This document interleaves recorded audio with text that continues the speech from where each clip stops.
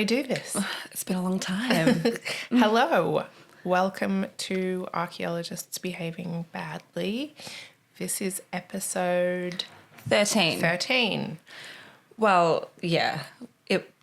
We definitely recorded 13 and 14 last year sometime. Did we? We did. But we just, we took a pause. We took a very long pause. Sorry about that. Yeah. Life got in the way, and then it kept getting in the way. Yeah. And then we talked about rebranding, finding a new name, and then We couldn't think of anything. we couldn't think of anything. Or we did think of one thing, but there was another podcast called that, so we couldn't use it. So here we are. We're back. Yeah, we're back, and we're back to stay. There shall be no more long pauses, hopefully. We kind of got our shit together maybe a little bit, so. Yeah, finally. Finally. It only took us a million years. Like 10 months or something ridiculous, but we're back, and this is exciting. And if you watch on video, we are not in my workplace. We are in our new little studio. Yeah. Obviously, we loved having the antiques and that aesthetic, but doing it at an auction rooms was really time consuming for us to set up. And also being there at certain times, only being able to do it at certain times, it was just a little bit restrictive. Yeah. So this is more of a home base now, Yeah. literally at my home. But yeah, I think it's going to be fine. It's going to be much better, much easier.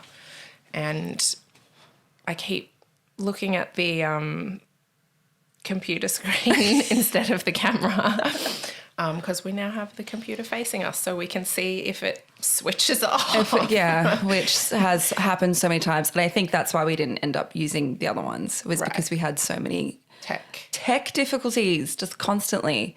At least this way we kind of mitigate that. Yeah. Hopefully. We'll see. We'll see. Hopefully. Let's hope.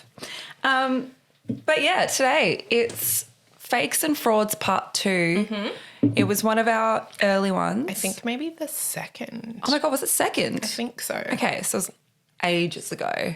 To be fair, I don't even remember. I definitely talked about Schliemann.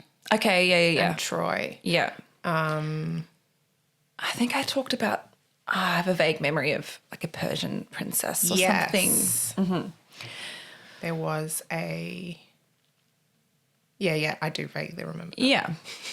Anyway. We also were getting blind drunk. So whenever we would record. So... Yeah, and we're not doing that anymore. So... It might be a little bit more polished, hopefully. It's not going to be more polished. A little less slurry, hopefully, at least. A little less hammered. But yeah, you're right. Actually not polished at all. Let's be real. Let's be honest. So I'm going first? Yes, you're going first. Okay. So Fakes and Frauds Part 2. I have chosen... I've got one slightly longer one and then a little short one. Okay. The first one I'm going to talk about is the Veleia Artefacts. I've chosen this because it's a very recent one that I'd never heard of before. The artefacts found at Iruna, Veleia, which Veleia was a late Roman town in Basque country in Spain. Okay. And it was an important stop along the Roman road running parallel to the Bay of Biscay. Okay. I know nothing about it. I had never heard of this, but it's a pretty major story. Okay. So archaeologists Eliseo Gil and Idoia Philoy began excavations there in 1994. In 2001... they started major excavations, which was mainly to re-explore previously excavated parts of the city. Okay. And then also some new excavations. Yep. And the Basque regional government granted the site, €3.72 million Whoa. to fund a 10-year program. I love that. Investigation, which is even for 10 years, it seems like a lot of money being thrown at a site. lot of euros. But love that for archaeology. That never happens. So. Yeah. So Eliseo Gil was the director of the project, and in 2006 he made a spectacular announcement that in 2005 and 2006 the project had uncovered hundreds of pottery shards and some animal bones, some of which had 3rd century graffiti. Cool. Included in this was the earliest written evidence for the Basque language. Wow. Shards with Egyptian names and hieroglyphics, including Queen Nefertiti. So Egyptian stuff showing, interaction. Yeah. And most notably, the earliest known depiction of the crucifixion of Jesus Christ. Oh, my God. That's huge. And there's pictures of some of them, particularly the crucifixion one, which we can maybe put up or... Yeah. 3.72 million euros well spent, I said. Yeah. So early analysis looked promising, but it wasn't long, literally a couple of days, before the questions started rolling. Right, yeah. Which is good. Like, assemblages and projects and people, like, it should be scrutinised, because you want to make sure everything's, it's not a bad thing. It's always a good thing. Yeah. So sort of at first glance, the written Basque seemed too modern for the time period. Suspicious. The Latin had some odd grammar. And, it was within days of the official announcement that actual scholars started sort of quite loudly, publicly raising concerns. Concerns, yeah. So in May 2007, a new government took over in the province and they decided to arrange an official investigation into the finds and the claims from the project. They put together a panel of 26 experts who assessed the finds for over a year. Wow. Eventually announcing that they deemed the whole thing to be a massive fraud. Oh, my God. This is so like all of it? Very recent. Really? Like when? Well, 2007. It's like not that long ago. Not that long ago at all. So parts of the Latin were totally wrong, and there was a comma in there which they didn't use. No. Some of it was more like modern Spanish, Baco, not Bacchus, Esculapio, not Esculpius, stuff like that. Mm-hmm. The crucifixion scene, and there's a picture of this, had R.I.P. written on top of the crucifix. It's amazing. Rest in peace. That is amazing. We have to put the picture up because it's amazing. You can see it in little writing. It says R.I.P. at the top. There was mixed use of uppercase and lowercase letters, and that practice dates to after the 8th century. Queen Nefertiti, whose name was spelled out, was unknown at the time. She wasn't known really until sort of her discovery in the 20th century. A Latin motto was written, but that was actually a motto created in 1913 for an international court at The Hague. Some of the artefacts contained modern glue. I just like, if you're creating, okay, so you're coming into this being like, all right, we need to fool everyone, And wouldn't you do your fucking homework? We're in the 21st century. Yeah. yeah, that was my first thought reading this, and there's quite a lot of articles online about sort of what's happened since then. And it's just so astounding. Like, whoever did it, whether it was in fact the director and like the top people or someone else, like whoever did it, if it was meant to get through. Yeah. Like it can't have been meant, it's so ridiculous. Yeah. Jupiter was written with a J, even though there's no J in the Latin alphabet. Like the list goes on.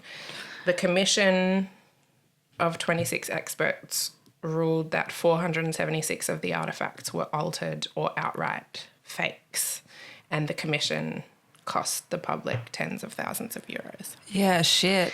And that's the other side of it too. Like it costs money and people's time and publications and people even if you're just like a bystander, you know, like an archaeologist working on that project, I feel like that also gets messy because like maybe you get taken into account. You know what I mean? Yeah. I don't know. That's a massive, massive like hoax. It's wild. It's just so absurd. It is. Do your homework if you're going to do it. Right. I don't know. So archaeologists who quit the project when the accusations kind of were first brought up. Yeah. Which, as you would. Yeah. I'm out. I don't want anything to do with this. I was never there. They all said that the discoveries of the inscriptions happened in the lab, not in the field. Okay. Basically saying that they didn't know notice that they it. were forgeries. Yeah. Or suggesting that they had excavated legitimate artefacts and then the inscriptions had been added later. Yeah, okay. So that onto the actual material. They were saying that they were, the implication is that a lot of what was found was actually real, but then there was stuff altered, scratched onto it later. Okay. Which I think something else I read that I didn't write down was that a lot of the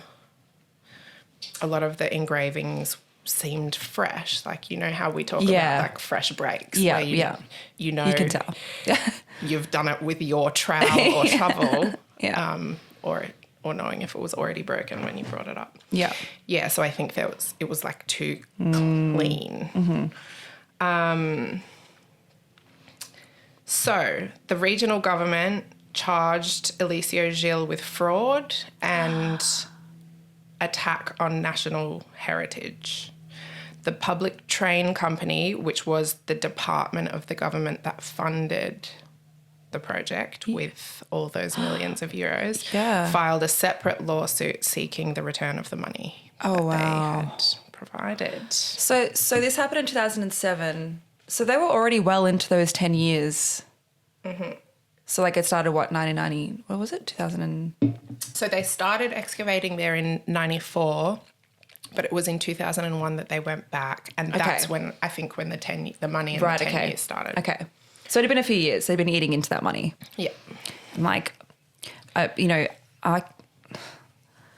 excavations cost a lot of money. Like they are not cheap. A lot more than you would think. Yeah. So like it wouldn't surprise me if that money goes pretty quickly. Yeah.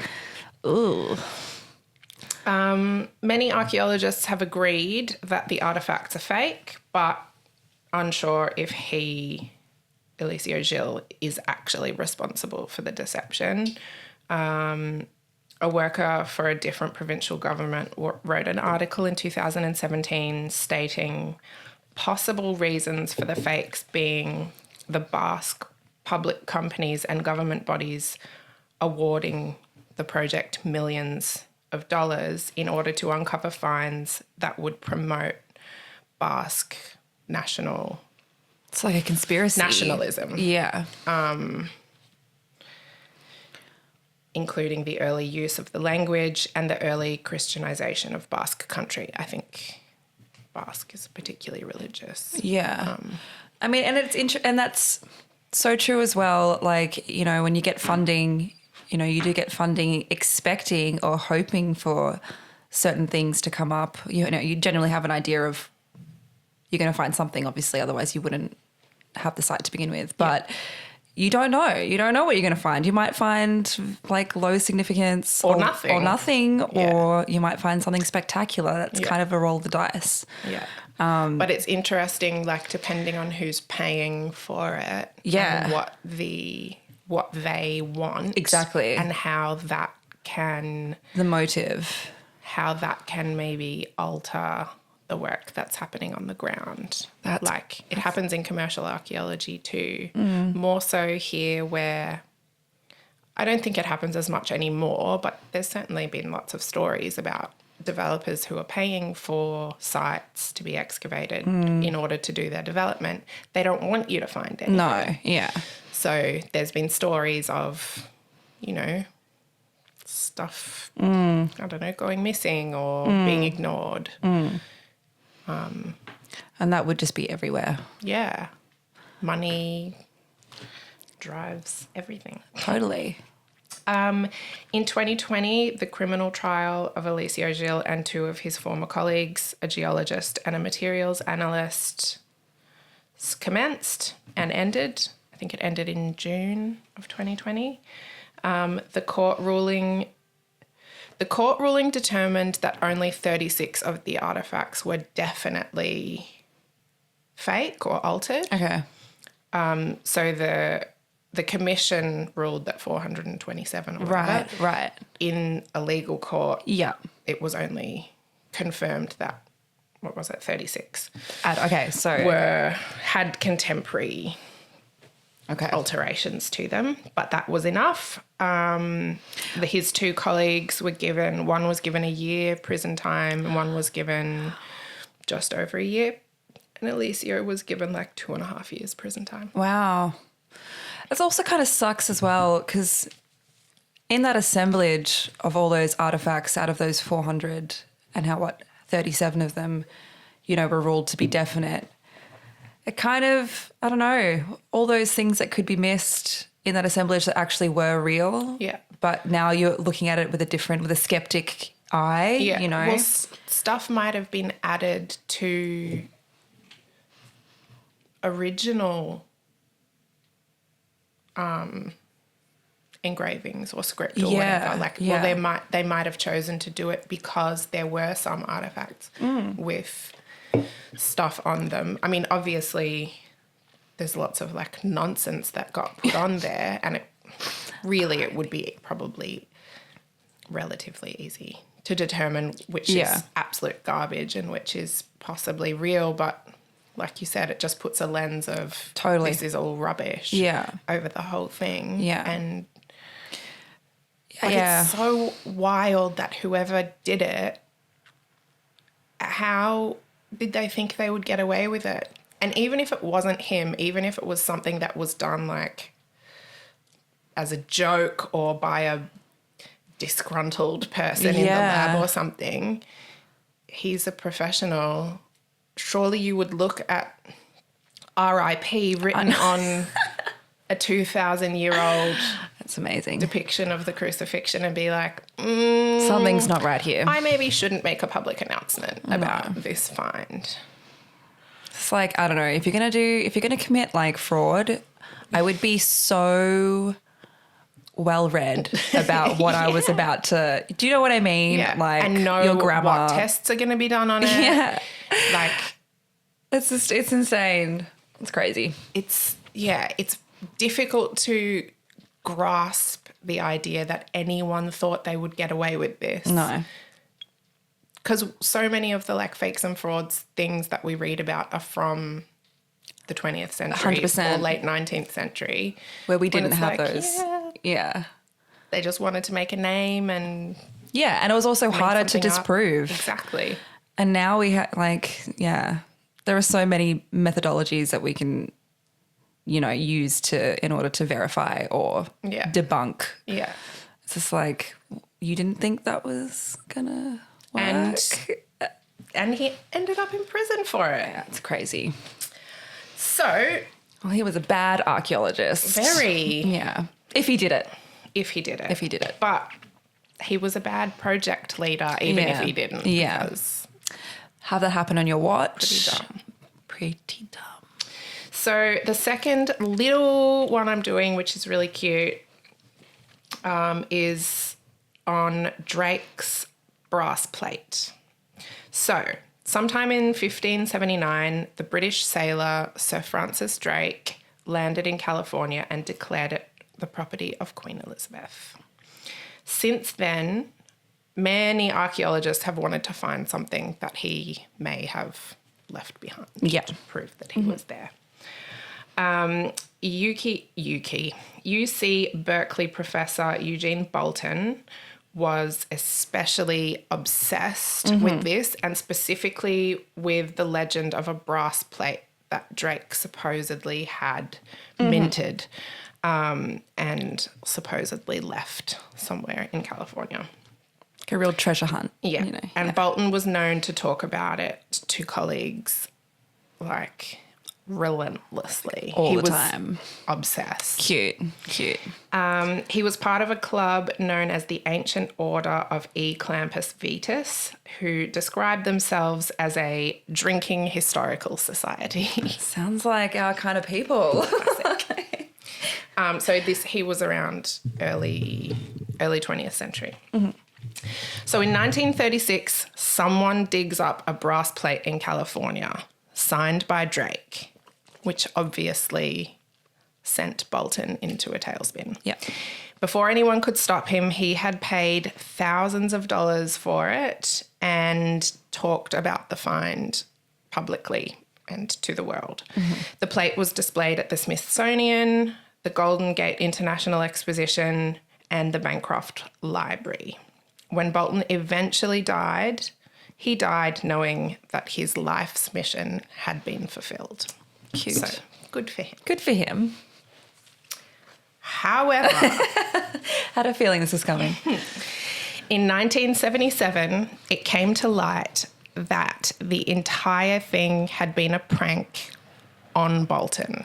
Oh, that's not very nice. His professor drinking buddies in the Clampus Vetus grew so tired of his obsession that they decided to play a trick on him. Oh.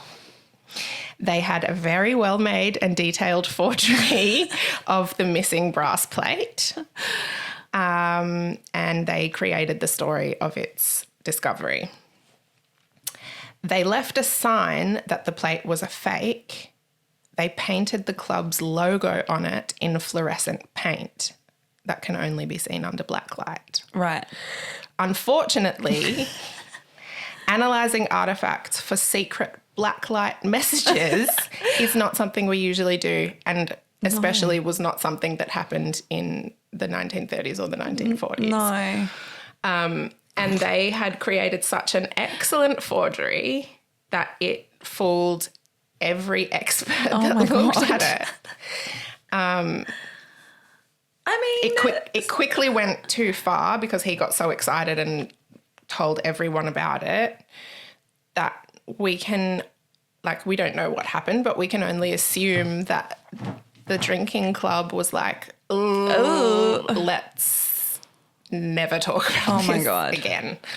Because they could get in trouble for that as well. Definitely. Like a lot of trouble for that. Especially considering they wasted everyone's time for 40 years. That's very true. I didn't look up how it was actually discovered in 77, who said something or did someone randomly shine a black light on it and find that but yeah, that.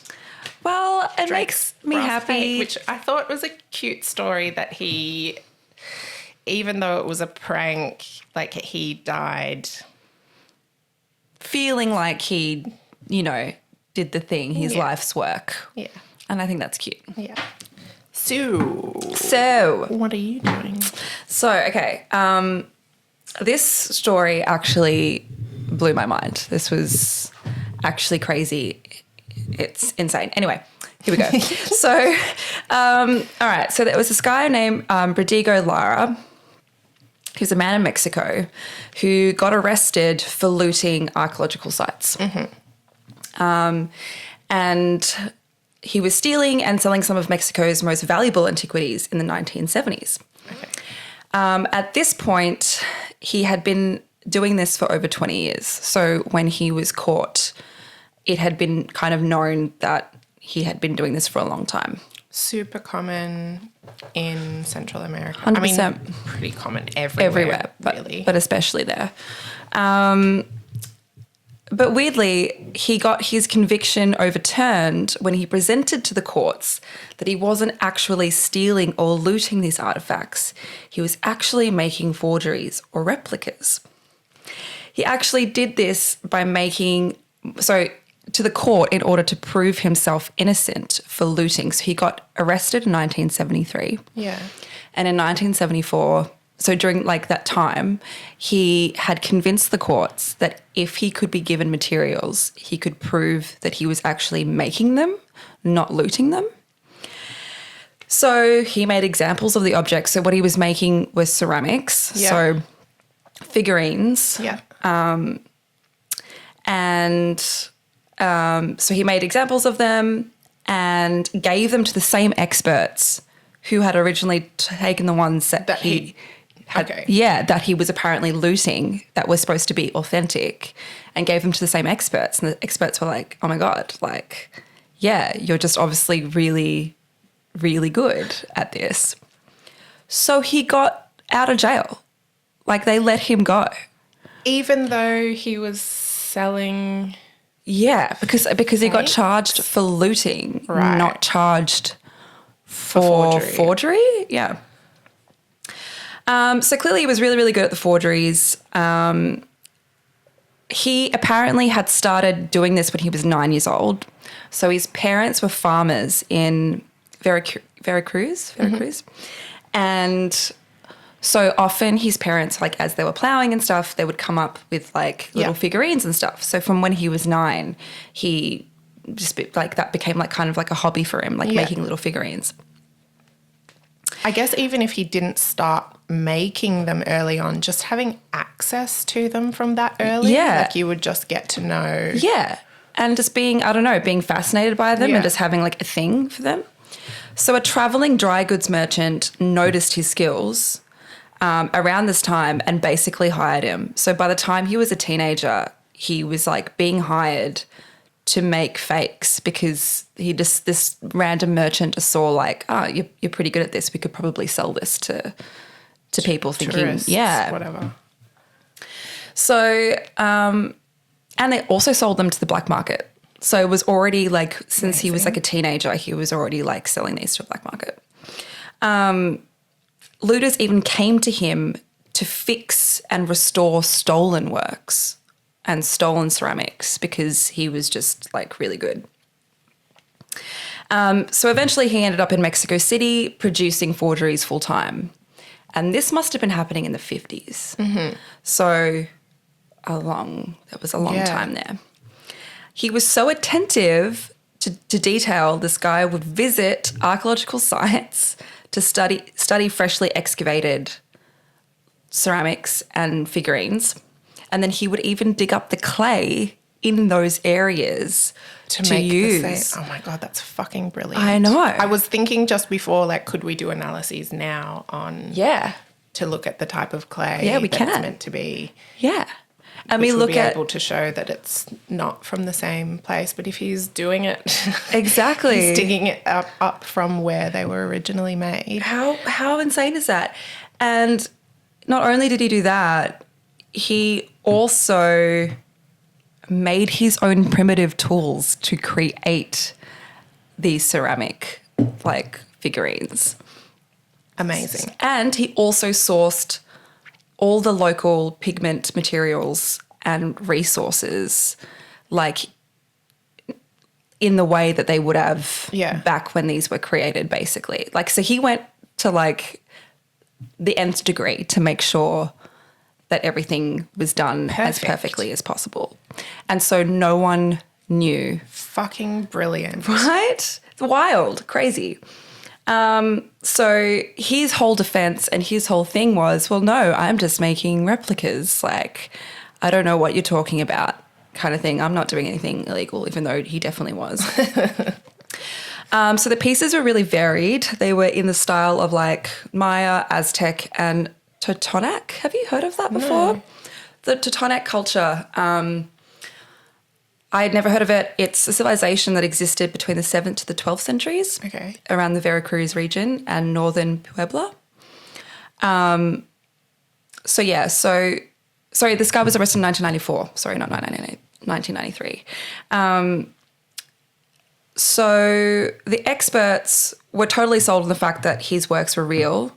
After he was set free, he actually got a job making reproductions for the Jalapa Anthropology Museum. So not only did he not get, like, in trouble... He got a job. He got a job making them, like, for real. Like, yeah. It became apparent, though, that it was estimated that 40,000 pieces had been bought, sold, and on display all across the world that were actually, in fact, Lara's work. So basically an absolute fortune had been spent over those 20 years all across the world thinking that these are real because experts were saying they were. Even the Metropolitan Museum in New York, the St. Lauder Art Museum and international collectors had his reproductions at their institutions, and they were all fakes. Like, they were all fakes. Incredible. The governor of Veracruz at one point even bought a major collection from Sotheby's in order for repatriation, which is actually really nice. Like, he wanted to, like, grab all these artifacts that had been, like, sold. He spent a fortune getting them back from Sotheby's, only to find out that they were actually Lara's. And unfortunately, it's suspected that the majority of what we know about the Titanic actually comes from the study of Lara's pieces. How fucked is that? So all these people had been studying his works, and then obviously, you know, I don't know, creating a narrative, you know, trying to, you know, come up with, I don't know, things about the past, things about that culture. But what it we was do all, as a job. Yeah, but it was actually, you know, not coming from anything that was actually, you know, real. It was just all Lara's interpretations. And who knows, like, who knows how much of those things he had actually taken to the T, you know, like in detail from the finds that he actually found, or were they just completely made up? I guess that is because at the auction rooms, talked about this before, we sometimes sell antiquities. And I have often wondered how many of them are real. Yeah. And how do you know? Like, yeah, you might have an expert. Who is the expert that authenticated it? And when? And when, exactly. Yeah. That's amazing. I know. And interestingly, the whole thing was kind of caught on in the 1970s, only because there was clearly so many of these artifacts going around, and archaeologists were like, where are these coming from? Like, we're not excavating them. So, like, you know what I mean? Like, where are these? Why are there suddenly so many of them? And archaeologists just have no idea where these are coming from. Did you dig it up? No, did you dig it up? Did you write a paper and I didn't read it? Like, did you find, And so that's why archaeologists were like, no, this can't be, something's going on here because we're not finding any of these things. So where the fuck are they coming from? How crazy is that? It's very crazy. Was he ever charged with anything? I don't think so, because he got a job. Because they were like, wow, you're so skilled. We'll get you a job by actually making reproductions so that they can sell legitimately as reproductions. But like, what? I was like, that's wild. Like, why wouldn't... I don't know, because that's like... And he was selling to the black market. But then he wasn't selling real artifacts. I don't know. Well, I feel like that was what made me think of selling antiquities at the auction house because stuff in private collections has usually been looted or sold on the black market at some point. At some point, yeah. And there are, I don't know exactly what the loopholes are about private collections, but it's not illegal to own antiquities so long as you can prove a certain provenance something or like that. Yeah, like legal transaction but how much of his stuff is in private collections? I mean, in people's houses. The Met, man. The Met, like, had them on display and they were just like, oh, okay, we're just going to take them down now. And the poor governor trying to just do the right thing and repat, like, and spending all this money to get it out of, like, private collectors' hands should only be told it's actually none of that was real. Like, that's pretty hectic. I wonder how much of what was the name of the culture? What was it called? The Totonac. Totonac. I wonder how much stuff they actually have that they know that was excavated from those sites. I guess that would be the only way. I wonder what work has been done to re-establish. Yeah.